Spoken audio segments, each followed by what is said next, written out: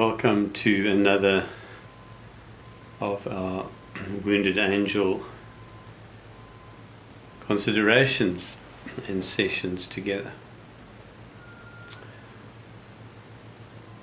Today I want to speak about one of the first things one notices when dealing with a wounded angel, when somebody comes to see me for that very first session.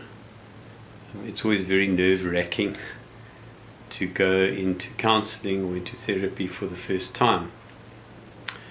And so the person will come in, they'll be quite tense. Often they will have prepared something that they want to tell you, and they almost begin as if they were making a speech.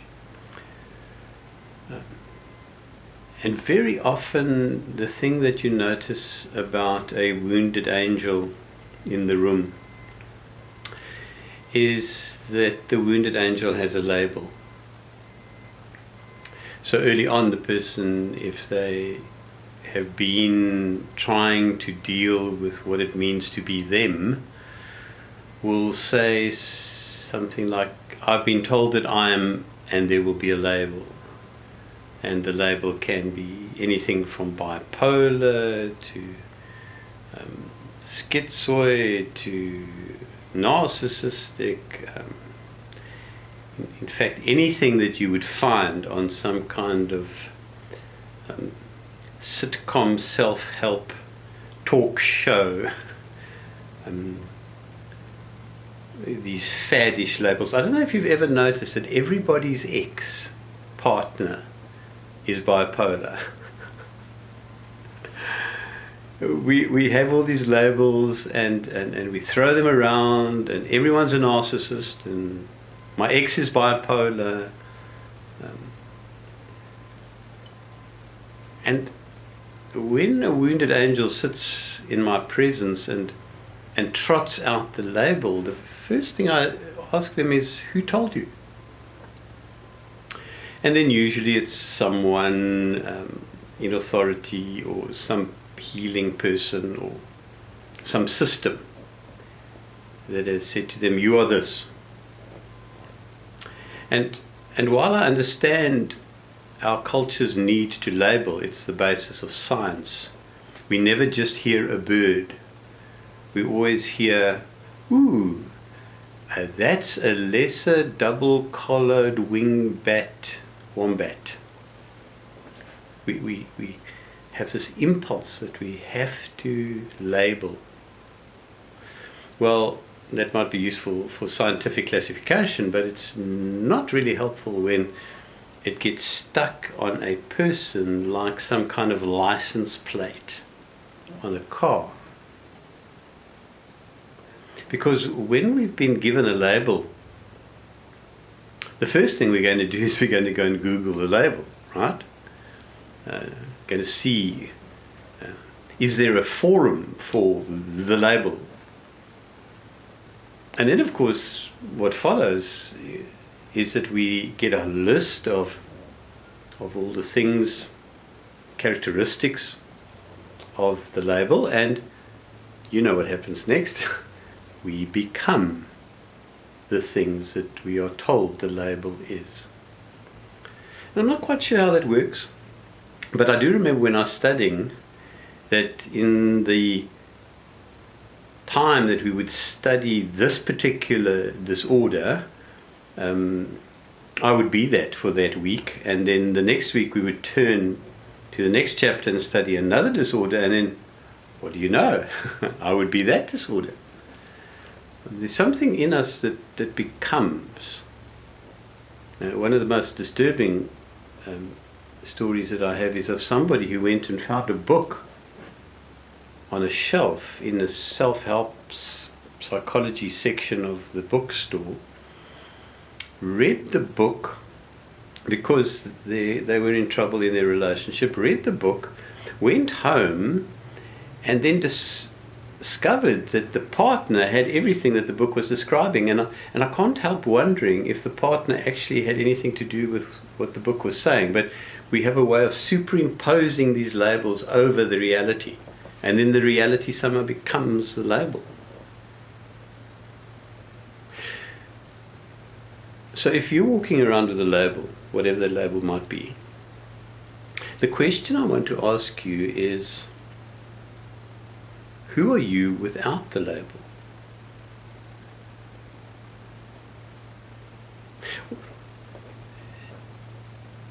And although labels might be useful for one professional to talk to another professional about a particular situation, a particular case, at the end of the day, we're still talking about ordinary human beings. And what if there's actually nothing wrong with you? What if you are being exactly who you are meant to be? And are these labels not very often ways of people avoiding dealing with who we really are? Now, let me be very clear.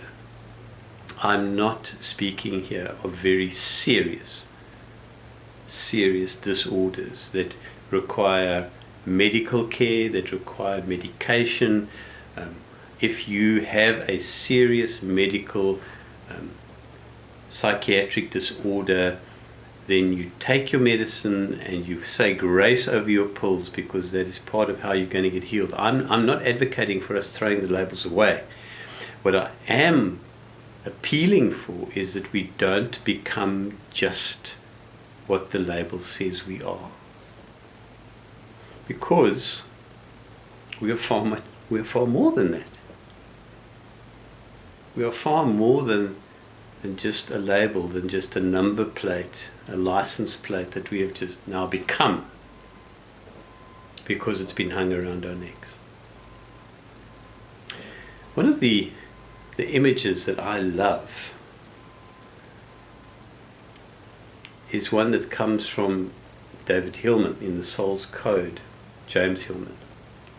And he says, the whole oak tree is inside the acorn. The whole oak tree, the adult oak tree, the grown-up oak tree is inside the acorn. So that acorn has a blueprint within it of an oak tree. And I've played with Hillman's image and stretched it a little bit to say that the whole oak tree is inside the acorn, the whole peach tree is inside the peach pip, the whole apricot tree is inside the apricot pip, and it really is silly to plant an avocado pip and expect a pineapple to grow.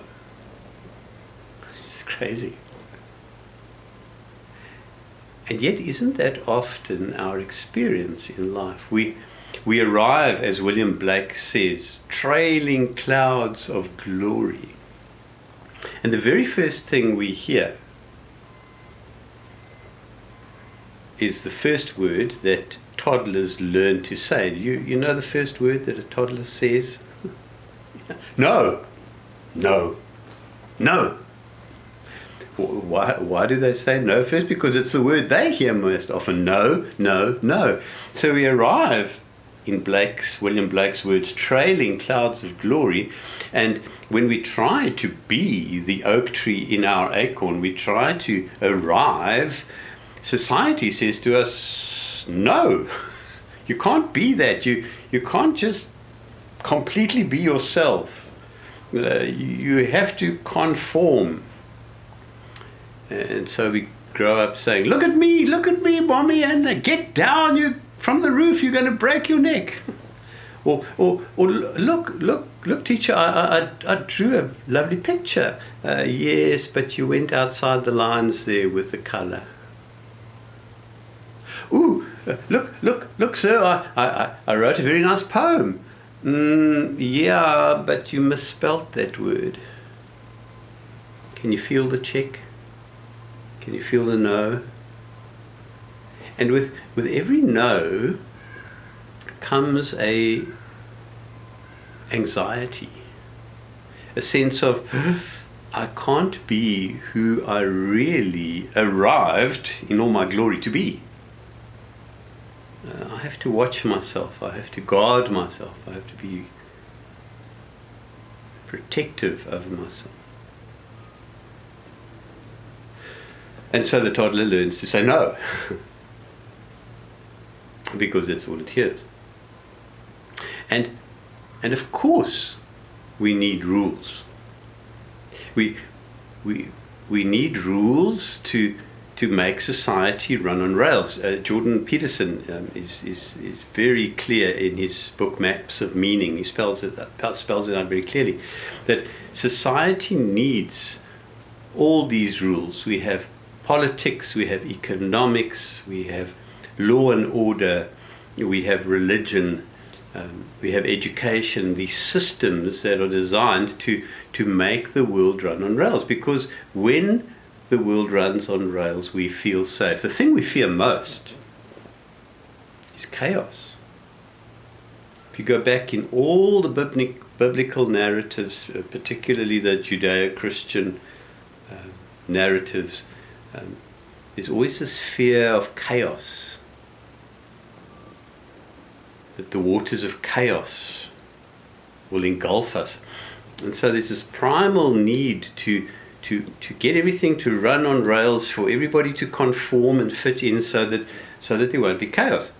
Of course, you can't keep the chaos at bay, and the anomalies are that chaos will break through.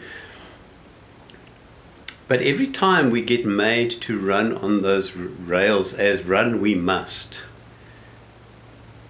there's that anxiety of, I can't be me, I've got to watch myself. And the more one gets criticized, the more one gets censured, the more one gets told that you're not okay, and that it's not okay to be the glorious oak tree that you arrive to be,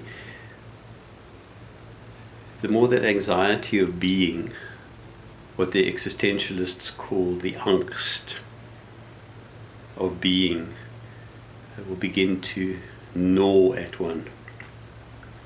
And eventually, if the anxiety becomes overwhelming,